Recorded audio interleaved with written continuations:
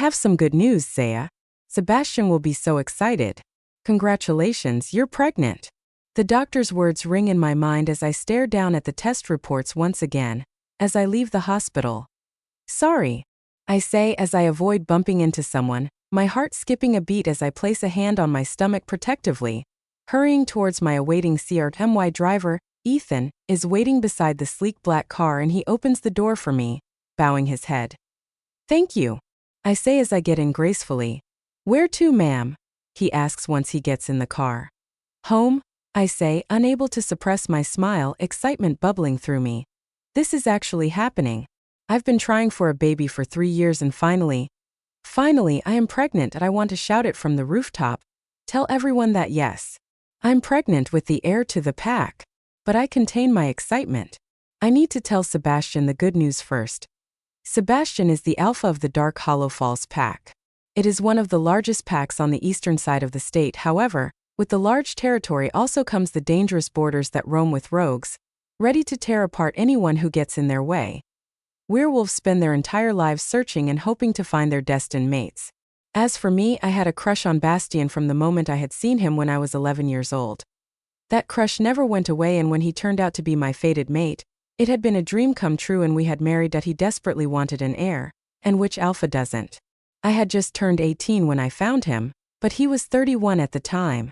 Many other alphas have sons who are already being trained to become the next alphas at his age. Make haste, Ethan, I have a lot to do today, I say to the driver as I sit back against the plush leather seat. Reaching our large gated mansion, I step inside and head straight to the kitchen, my stilettos echoing on the wooden floors. I will cook his favorite pudding and place the reports underneath the plate. You may take the evening off, get some rest, I say to the maid Emma. I'll cook for us tonight. Oh, thank you, Luna, she says, placing down the dish towel she had been holding. I am certain Alpha will absolutely be so happy if you make him his favorite dessert. Not to mention he doesn't like sweet things, but your pudding is something he can't resist. I can't help but smile at her words. Yes, Sebastian doesn't enjoy sweet things aside from me and the cream pie that he loves. My cheeks heat as I remember the first time he had told me that it's now his second favorite dessert, and in hopes of making his favorite dessert, I had asked him what his favorite was, only for him to smirk and reply, I can't help but smile from ear to ear, the elated feeling creating a pleasant buzz around me as I get to work wanting everything to be perfect for his return. Hours pass, and when everything is almost ready, I change into something pretty and set up the dining table with candles and the food. Almost 9 p.m. He will be home soon with the troubles that have surrounded our borders, as well as having to run the business. Sebastian often works until late into the night, but he would try to come home by 9:30 p.m. and continue working from home if necessary. I sit down on the chair, watching the clock tick away, the sound loud in the room's silence. Once again, I look down at my stomach, smiling softly as I await the return of my mate. Time passes slowly and soon 11 o'clock comes and goes, but I'm not deterred. Maybe I will reheat the food again. I have just placed the reheated meals on the table when my head jerks up at the sound of footsteps, making my heart thud at the sudden sound. I look toward the door excitedly. Finally, he is home. The front door shuts and a familiar faint scent of my mate hits my nose. I cast a swift glance at the clock on the wall. To my surprise, it's past midnight. I rush to the hall, the excitement of finally being able to tell him the good news filling me. There he is in the dimly lit hall. He still looks as handsome as ever. 3.5 years on, he still makes my heart skip a beat whenever I see him. He loosens his black tie, as he places his briefcase down, holding a few files in his hands as well. His bright blue eyes look tired as they meet mine and I smile. Sebastian. I rush over to him, wrapping my arms around his neck. He catches me with one arm, but there's no enthusiasm. He must have had a really hard day. I don't mind. I know how stressful things are at work lately. Placing me back on the floor, he raises a brow as he looks down at me. Why are you awake at this time? He asks me in his deep, rugged voice. I was waiting for you. I wanted to have dinner together. There's something I wanted to tell you, I explain as I help him out of his jacket, brushing a piece of lint from his white shirt that is no longer as crisp as it was this morning. I've already eaten, he replies, surprising me as heads towards the living room. I have something to tell you. Okay, you go first, I say as he drops onto the sofa, stretching his long legs. and resting his arm on the back of the sofa. I sit down beside him, knowing he would share something regarding the work meeting. After all, I am knowledgeable on these matters and he'd often get my opinion on his ideas. However, there's something off. There's a coldness in his eyes as he looks into mine. Sebastian looks down at the file in his hands before he tosses it on the table. The loud snap as it hits the table makes me jump. Read it. I take it uneasily and flip open the blank file, but the red words in bold print at the top of the first page make my blood run cold. Divorce agreement, I gasp as I quickly scan the document. That feeling becomes worse. This is a divorce agreement with our name on it. My entire body trembles as I look up at him, hurt and confused. I manage to blurt out as I look at the man I love from the bottom of my heart. What went wrong? Annalise is back and she's rejoined the pack. I look up sharply. It's suddenly hard to breathe. But I am your mate, I whisper. How could he still care for Annalise? She was his past. We've been married for 3 years. Our marriage was a mistake from the very beginning. Back then, my father demanded that I marry my mate, but now I don't want to be bound by the goddess arrangement. I don't see the point of fated mates. My heart clenches. I look at his face, trying to understand what he's thinking, but there's nothing that reveals his feelings and he has his walls up, blocking the mate bond. But your father, my mom is not my father's mate, but she still gave birth to me. She gave him a powerful alpha son, and even after he found his mate, he stayed by her side, rejecting his mate. I will never understand his reason for wanting me with my destined mate, when he himself is proof that you don't need your mate. Those words are worse than being stabbed 1,000 times, and I can feel my eyes prickle with tears, the agony my wolf is feeling consuming me. Does he really think that is the truth? Annalise is my half-sister, and although she and Sebastian had dated, I know her truth, the real her that she hides behind her pretty face and doe eyes. Annalise only approached you because you were an alpha. Sebastian, she doesn't love you the way I do. She wants to be Luna Dash. He kicks the solid oak coffee table, making me jump as it's thrown over with a loud crash, hitting the wooden floor with a deafening bang that makes the ornaments in the glass cabinet shake. And what about you? You just want to be Luna, don't you? You knew that Annalise and I were in a relationship, yet you selfishly accepted the marriage anyway and betrayed your own sister by taking her man. You lied to me. She's told me everything. No, that's not true. Your expenses will be covered, and you are welcome to stay in the pack. That hurts. No, there's no need. Everything is fine as it is. I will sign and have these returned to you immediately. I reply as I stand up, trying to hold myself together when my entire world has come crashing down around me. He pauses for a second and simply nods, uncaring about my heartbreak and agony that I know he can feel through the bond. Could he really cast me his own mate, aside for another woman? The answer is in front of me, and although it is painful, the truth is yes, he could. You may remain here for tonight. It's late anyway. Annalise won't move in until everything is settled. I don't want her to feel uncomfortable. I stare up into his handsome face, trying to recognize the man I fell for. I smile bitterly and nod at him. Don't worry, I'll be gone. Say hi to Annalise for me. Zia. The following day dawns as gloomy and dark as the weight on my chest. Sebastian left last night. I had heard the front door slam shut, and I wonder if he went to Annalise. I stare at the divorce file in front of me. $5 million is alimony. It is not a small amount. He really wants me to leave so desperately, doesn't he? I toss the file onto the bed. I don't need his money. Nothing can make up for the pain of being rejected by my mate. The man I had given everything to. I push the rumpled bedding back and get out of bed and stare at my reflection above my vanity. Staring back at me is the creamy skin with freckles and long ginger locks which, despite being hard to maintain, I never considered cutting because Sebastian liked it. My pouty lips aren't anywhere near as big as Annalise's, but the most prominent feature of mine is probably my amethyst-colored eyes. There was a time when every man wanted me. At college and university, all the young men wanted to date Zaya Toussaint. My reputation in my studies, and as the daughter of Alpha Hugh Toussaint only added to that. I came from a reputable pack, one whose size is almost as big as this one. However, their reputation is vastly different.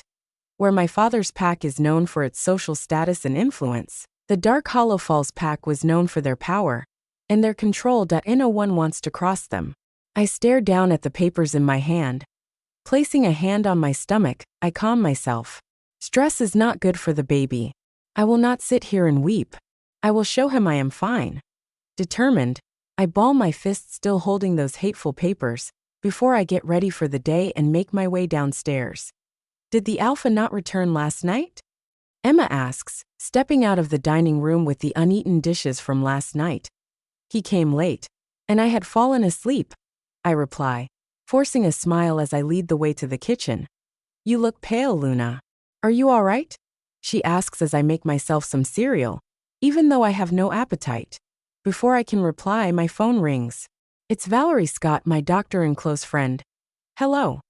I answer, stepping away from the table and leaving the kitchen for privacy. Zaya, I'm sorry to bother you so early. I was taking a second look at your reports, and I want you to come back for a few additional checks. Valerie, is everything all right? I ask nervously. Don't worry, Zaya, just come see me as soon as possible. I hang up, fear settling into the pit of my stomach, and I quickly hurry to leave, asking Ethan to have the car ready. Once in the car, I tell him to drive me to the hospital. He looks at me curiously as he obeys. Is everything okay, Luna? Oh yes, just going to go meet Valerie for brunch. It isn't a complete lie. Valerie is the head gynecologist at the hospital, and I'm glad she is the one who found out about my baby. We reached the hospital shortly after, and I thank Ethan, telling him to wait for me. The windy weather batters at me, and I'm happy to step into the warmth of the hospital entrance. Do you have another appointment, Luna? The lady at the front desk asks. Gossip will spread like wildfire, knowing I came to the hospital 2 days in a row. Oh no, I dash. She's here to see me. We both turn, relieved to see Valerie standing there in her white coat with arms crossed. Ah, I see. The prying woman behind the counter says before she smiles and returns to her paperwork. The smell of disinfectant is strong in the halls. I think it's best to keep your pregnancy a secret for now, Valerie whispers to me as she strides down the hallway and opens her office door. I think so too. I agree, although my reasons are rather different. Once inside the comfort of her office, she tells me to lie down on the bed so she can do a quick scan of my stomach. Since we are in her office, there is no screen opposite for me to be able to see the scan myself. However, with the frown on her face deepening, I dare not disturb her as she takes measurements, observing the screen. Finally, when she wipes the cold gel from my stomach and motions for me to get up, I ask her as I stand up, Tell me, Valerie, what is it? You don't need to worry too much. There is nothing wrong with the pregnancy itself, but, she begins, but it's too soon to be relieved. Come take a seat. I oblige. Taking a seat, she sighs as she sits down behind her desk. But, she sighs, tilting her head as she opens up a file on her desk. But your health isn't great. I'm surprised, to be honest. You come from a strong bloodline, and you seem healthy and fit. But after looking through your reports, you are extremely weak, and that can affect the growth of the children. She puts the file down and I frown. My eyes fly open. Children? Yes, Zaya. You are having twins, which makes me all the more worried about this pregnancy and your health. Twins? I'd be happier if the divorce wasn't bothering me. But the doctor obviously doesn't share the excitement with me. She's worried. Will I lose them? I ask nervously. The chances of miscarrying are extremely high, and until you are past your first trimester, I would say you need to rest as much as possible. Perhaps keeping this pregnancy news quiet, for now, will be better. I know the pack members will want to visit you if they find out that an alpha heir will soon be born. I nod in understanding, reaching for the file and scan through it. I may not be a doctor, but I had studied medicine alongside business at university. How is it possible for my levels to be so low? I ask. She shakes her head. It's beyond me, but I will give you some Don't be mistaken, Sebastian replies. I falter as Annalise laughs. The tinkling sounds like nails scraping down a chalkboard to me, and I clench my teeth as I stare through the gap in the door. So are you saying in the past 3 years you never developed any feelings for her? There's silence and I place my hand on the wall, hoping he doesn't shatter my resolve entirely. Not at all. It was simply a 3 years late rejection. Something I should have done long ago. His cold reply comes down my breath hitches and I try not to let the overwhelming rejection squeeze at my heart. Oh, that makes me so relieved, especially considering we can finally return to how things used to be before she came between us. Through the gap in the door I see Sebastian sitting there silently, a hard expression on his face as he looks distractedly out of the window. Are you listening to me, Seb? Sorry, I was just… What did you just say? I said things will be just the way they were before she took everything from me. She runs her hands along his shoulders that I press a hand to my chest, wishing the pain away as Annalise continues to prattle on. You don't need to worry about anything. I mean, she couldn't even give you a child in these years. I'll have a baby for us. You deserve an heir. She says seductively that I wish I knew what I did to be treated like this. Memories of our time together fill my mind and I shake my head. Yes, we married immediately when we found we were mates, but that's normal. Sebastian's father had been adamant, yes, but I never felt that Sebastian wasn't happy. He doted on me, complimented me, and I know he found me attractive. Then what happened? Sebastian, I was thinking perhaps we can go on a date to one of our old hot spring weekends. She purrs coquettishly. My husband sits forward and my stomach churns when he places his hand on her bare thigh. I think that's an excellent idea. I step back, my heart screaming in pain, a pain no one will hear. I'm unable to stand here and watch them make a mockery of me that I can't do it. I can't tell him about my babies. What if he tries to take them away from me? Turning, I flee back to the steps and run down them, trying to hold back the tears that are threatening to fall, but I fail and the damn wall comes crashing down, just like my life has come collapsing down around me.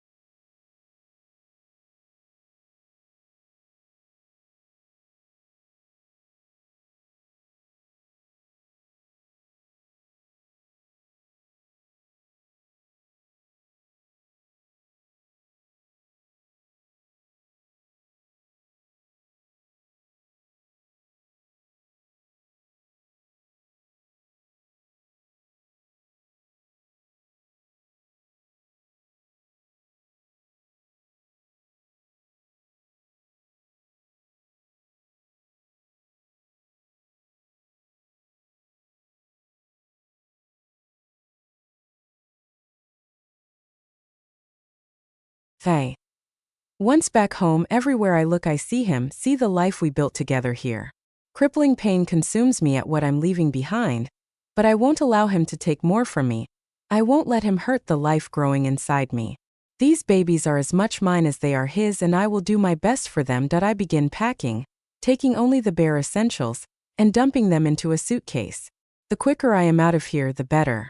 I write a quick note to Emma, thanking her for her services. Picking up the divorce agreement, I sit down at the dining table. The silence in the house is deafening. Emma must have finished her work by now and left. With shaking hands, I sign the papers and close the file, and with it, the door to that chapter of my life.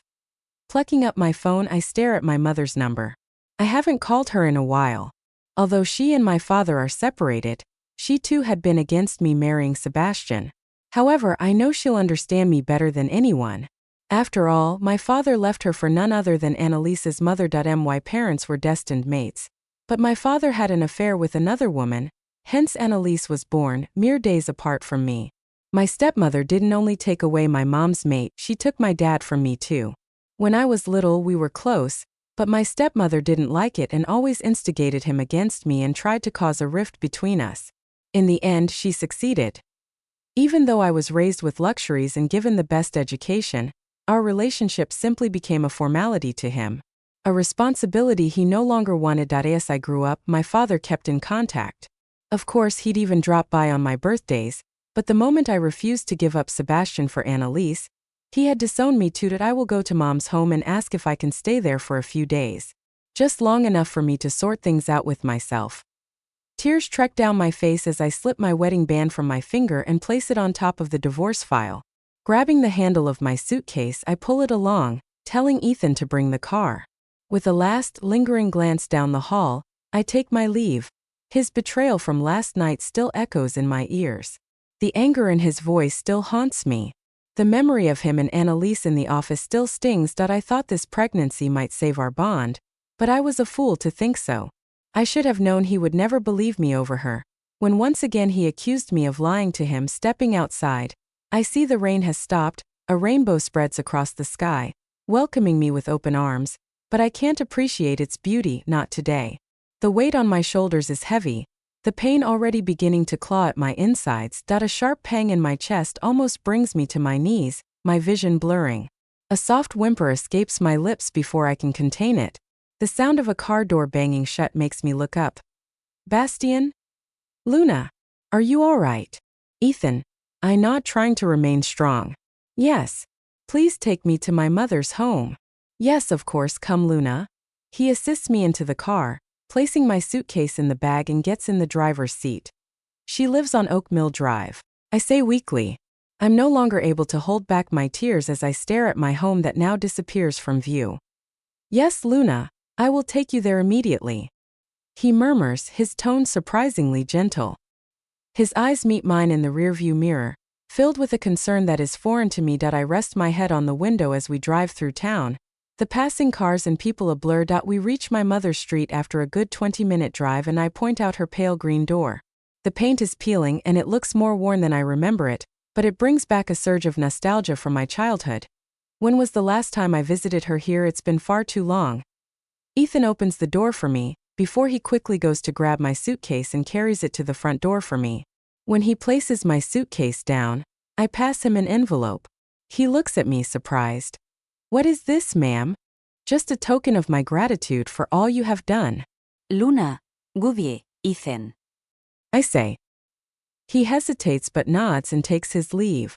I see the curtains twitch in a few of the windows. In this small winding street, everyone is always curious when an unfamiliar face shows up, especially when it's in a luxury car which doesn't fit here. I wait for him to drive away before taking a deep breath and knock on the door. My nerves are playing up and I'm beginning to doubt my decision. Maybe I should just check into a hotel. I shouldn't have come here. I'm about to grab my suitcase and run, when the door is pulled open and I find myself staring into my mom's gray eyes. Mom? Zaya, she replies, shocked.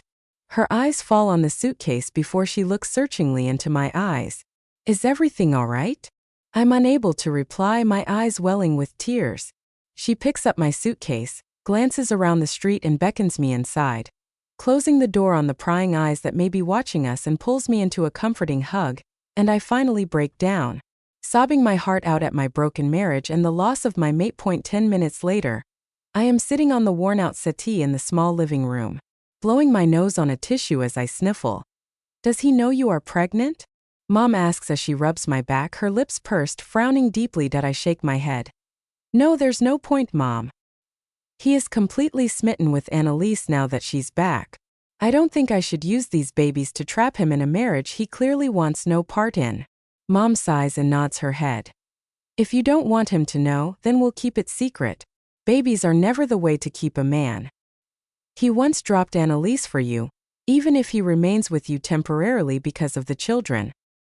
He will drop you one day, just as he has done now. Mom, we were destined mates. You know how important that is. I did not think he'd do this. I protest. It's not like I stole anything that did not belong to me. She sighs, patting my arm. Yes, dear, I do, but only relying on the mate bond is not enough to keep a couple together. You knew this, but you had fallen in love with him and chose to ignore that. But he clearly didn't care enough. I know, I murmur, feeling saddened that she still thinks that, after all, Sebastian had treated me well up until now anyway. Has he rejected you yet? Mom asks when I'm a little calmer. I shake my head. Not yet, but I'm sure he will soon. Will his rejection harm the babies? I shake my head. No, I did ask Valerie, but she said I will probably not be able to have any more children after this. Goddess. Zaya, we can't let him reject you then. It will ruin your chances of being a mother. Mom, I still have them. These two precious babies that are growing inside of me. They are more than enough. Besides, I don't think I can ever love again. I say quietly, placing a hand on my stomach. I've made up my mind. I will let him go.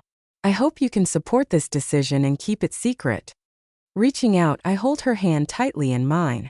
Her hands are colder and feel more wrinkled than the last time I held them. I give them a squeeze, hoping she'll understand. Very well. I don't think you need him. Tomorrow go and be over and done with him.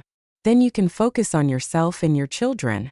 You are still young, Zaya. You will find someone better. Will I? Then tell me, Mom, why haven't you moved on? She stands up, my words clearly upsetting her. My situation was defying. The next day I reach the pack hall early.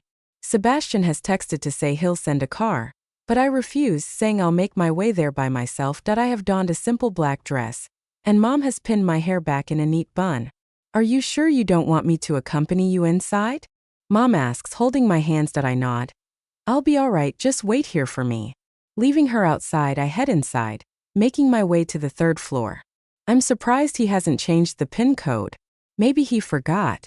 Approaching Sebastian's office, I'm about to raise my hand to knock when I hear the sound of talking coming from inside. But I want to be here. Annalise's sweet voice comes. She moans and I can just envision her pouting as if she is a child deprived of her favorite treat.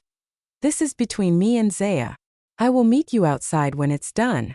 Annalise obviously wants to stay and witness how Sebastian rejects me. A huge part of me is relieved that he has refused her.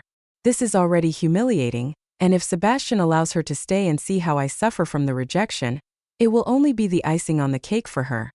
She has already taken everything from me, but she still doesn't want to miss a chance to hurt me. Fine then. I hear her say. The door is pulled up and I come face to face with Annalise. She looks me over, a smug smile on her pretty face, but it just makes her look ugly. She doesn't say a word, her shoulder hitting mine as she walks out. I glance at her back as she hums to herself. Of course, for her, this rejection is something to celebrate. I look ahead to where Sebastian is sitting behind his desk. He looks handsome in a navy suit, but his face is emotionless. I step inside and shut the door behind me. Sebastian stands up and walks toward me as he looks me dead in the eye. A tense silence fills the air. Care for a drink? He asks, taking 2 glasses from his bar and picking up a bottle of what was once my favorite wine. No, thank you. I say quietly. I can't drink because I'm pregnant. He can save the wine and celebrate with Annalise. His mood instantly darkens at my refusal and he pours himself a full glass, downing it in one go. Then let us get this rejection over with, he says coldly, placing his glass down harder than necessary. I take a deep breath, my heart hammering as I prepare myself as best I can. Let's. I reply, my eyes flashing with determination. I will not show him how this is breaking me. He observes me for a moment, no emotion showing. I, Alpha Sebastian King of the Dark Hollow Falls Pack, reject you, Zaya Toussaint, as my mate and Luna. I gasp as pain rips at my chest and I feel the violent pull of the bond tear through me, but I keep my head up, refusing to feed Annalise's smug look of victory when they laugh over this moment together. Sebastian is watching me, almost as if doesn't think I can do it. Isaiah Toussaint, former Luna of the Dark Hollow Falls Pack, accept your rejection, Alpha Sebastian King. A whimper leaves my lips as I feel the final threads of the bond between us break, and I'm left in agony. I clutch my neck, feeling it burn. You accepted, he murmurs in the distance, but I can't focus. As the pain heightens, I'm struggling to breathe. My vision darkens and I turn my head to look at the man I once called my own. Our eyes meet one final time before I succumb to the pain. The incessant beeping of a machine makes me crack open my eyelids. My entire body is aching as if I have run a marathon. A groan leaves my lips as I look around to see Valerie and Mom talking. They turn and look at me. You're awake, Zaya, Mom says as she rushes over to me. Ms. Walton, please allow me to run some tests. I force a smile to tell Mom I'm fine as I lie here. A huge gaping hole in my chest and there's a part of me wanting to give up. Are my babies okay, Valerie? I whisper. Yes, they are stronger than you think. You should care more about yourself. You are still weak and your blood pressure is low. Valerie scolds. So he rejected you and you let him? Why didn't you tell him you are pregnant? Mom shuts the door, keeping watch as she looks over at us tentatively. He wouldn't have cared, I reply, turning my head away, trying to hide my tears. A tense silence falls as she finishes her tests. Well, you are lucky enough that you aren't worse off. You will feel weak for a while, but keep your energy up and do not stop eating. In a few weeks you may feel better physically, but mentally I can't say. Thanks, you saved me again. Can I ask you to not tell anyone about my pregnancy? Even to Sebastian Alpha. I will go far away. I say quietly. I can't call him Sebastian anymore. She pauses, her pen pressed against the paper on her clipboard before she sighs and nods. I figured as much, but are you sure, Zaya, you are still our Luna? I smile bitterly. Luna? That is not my title anymore. She places her clipboard down, tilting her head. You will always be Luna to me and for many in this pack. Believe me. I'm not so sure anymore. When can she leave the hospital? Mom asks. I would say she can leave, but when she does, please be aware that she needs bed rest. At least 2 weeks. Please. Don't worry, I will make sure she does. Mom says firmly. We will leave this place. Where will we go? I ask quietly. Anywhere but here. If you don't want him to know, then we must leave before he realizes you are carrying his children. I nod. Yes, that's best. Okay, I will go call a cab. I won't be long. Take care of her, doctor. Mom promises before she hurries from the room. Valerie sighs. Are you certain about this? Yes, I reply, staring blankly at the wall ahead. That I feel dead inside. She pats my shoulder, sighing heavily. Her pager beeps. I will be back, she says, giving me a small smile before she hurries from the room, and I'm left alone. A part of me had hoped Sebastian would come to visit me. I fainted in front of him, but he really is happy to be rid of me. Suddenly the door is pulled open, and for a split second my heart leaps, thinking maybe, just maybe, it is him, but to my dismay it's Annalise who saunters in.